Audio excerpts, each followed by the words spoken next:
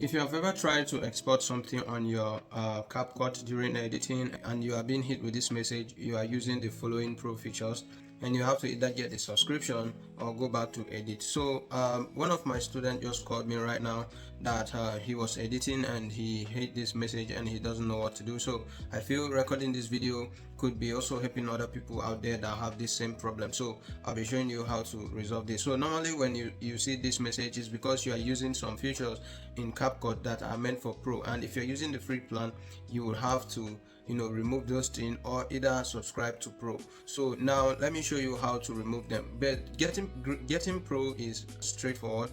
You can just click on the get pro or get free pro or get discount. If you are clicking on get free pro, you have to copy this link and share it with someone, a friend or anyone, to install CapCut.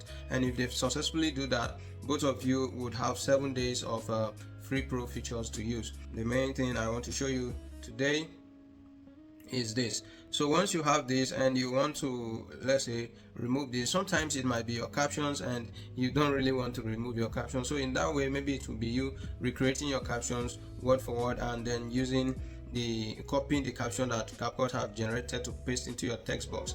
I have a video coming where I will show you a tool that you can use, plug your audio or video inside, and it will automatically be able to generate your caption with a totally free open source software. And you can download those captions in SRT format, bring them to CapCut, and you just do some simple edits and it's done. So if you ever hit that issue, because I discovered that is one of the issues, a lot of people complain, that's why I decided to cover it in this video. If not, this video was to show you straightforward how to clear this when you ever get into this issue.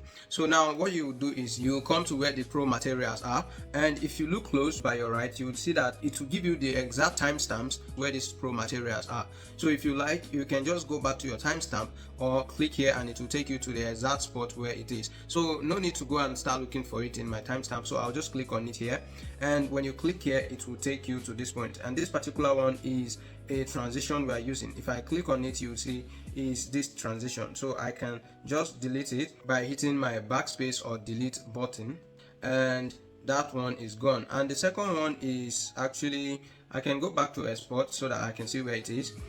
This is the timestamp where it is, but I'll just click on it, and yeah, this is where this one is. This is a filter and it is the one that is adding this to my video. So I'll just click on backspace or delete, and it is gone. And now if I go to export,